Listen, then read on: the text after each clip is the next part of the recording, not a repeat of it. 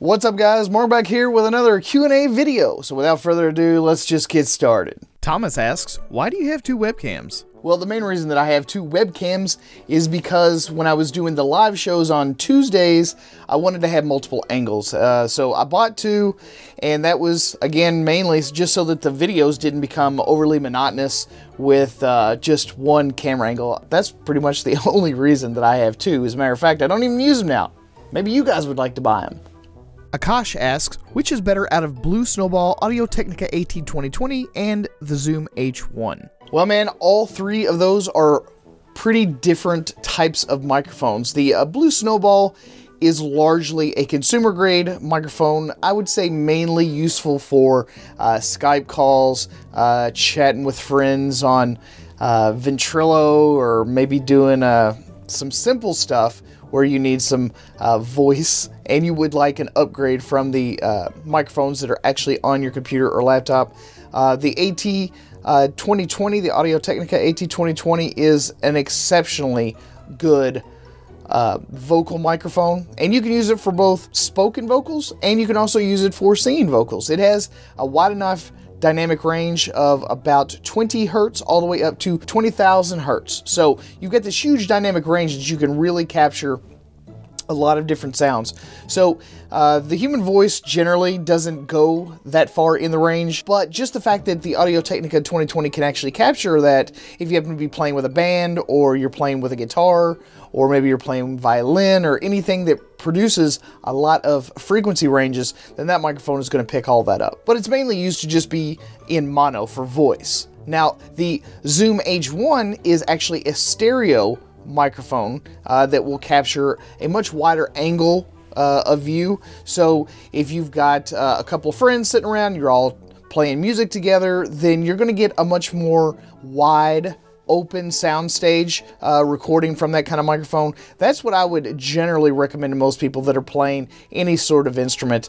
Get something that's stereo, something that's got a nice frequency range and can capture that wide angle of sound. Elena asks, I am looking at the Sony a6000, but I figure since you have so many useful videos, you could give me an answer. In your opinion, what are some good cameras, ideally under $1,000, for filming events with low light and a lot of movement?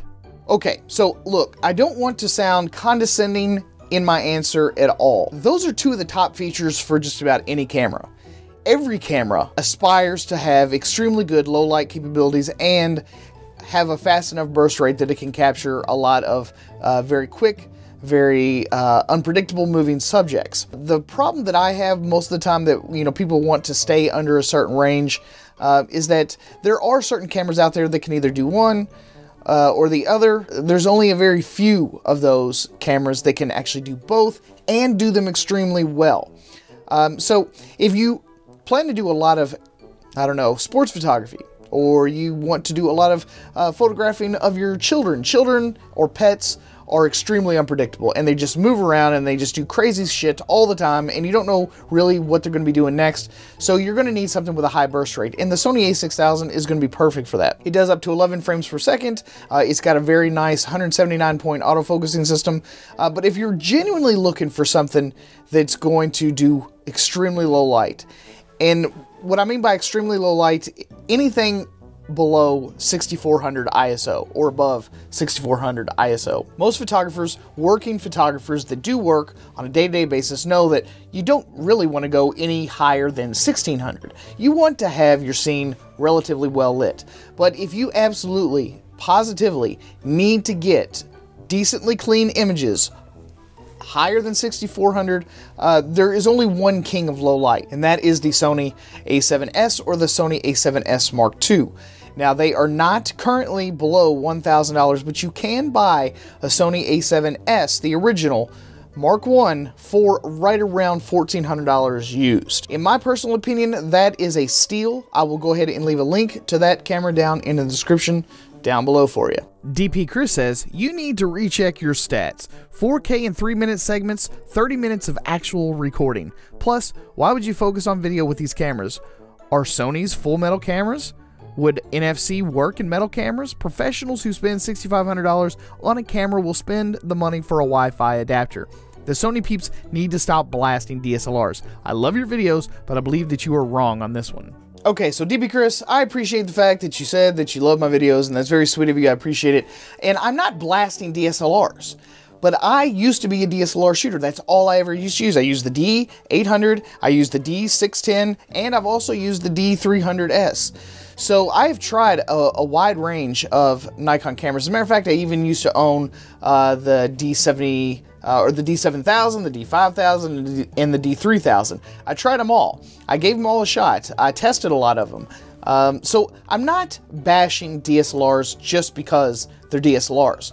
I'm mainly bashing the marketing tactics that Nikon uses to try and sell you features that have already been around for 2 or 3 years, and they want you to, I don't know, feel like they've really done something for you. Like, you should have a lot of gratitude for them finally giving you features that are stale features that are now 3 years old. That's what I'm bashing. And yes, the Sony cameras are, in fact, metal. The Sony a7R Mark II, as a matter of fact, if you go to their website, you can see that it is, in fact, a magnesium alloy body, and it still has near-field communication and Wi-Fi built in.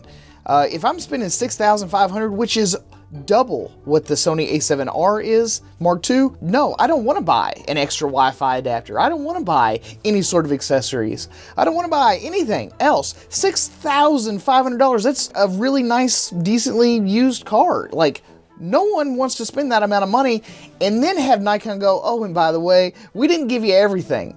But the camera that is literally $4,500 cheaper, we gave it to them. So if you really want this kind of functionality, you're going to have to spend some extra money. I don't know why the Nikon professionals aren't pissed off more so. I don't know if they're just apologetics and they're just so heavily entrenched in the brand that they can't see past the fact that they're fucking you. They are literally screwing you over. They charge you $6,500 and, oh, by the way, here's a pinky up your ass just for good measure. So I'm not bashing DSLRs. I still think that there are a lot of really good uses for DSLRs. A lot of people really still like DSLRs. I'm not anti-DSLR. I am anti-hype. Their bullshit marketing is ridiculous. And the fact that they try to do that little thing there at the end by trying to get you to buy a bunch of extra stuff, that's what I'm anti. So, hey, so thanks again for watching my video. If you enjoyed it, please give me a thumbs up to let me know that you did, and also share it on the internet with your friends, family, colleagues, and so on. And also don't forget to subscribe to the channel for more videos just like this. At any rate, thanks again for stopping here at the Photo Video Show. I'm your host, Smart Puckett, and I'll see you guys again on the next one. Peace.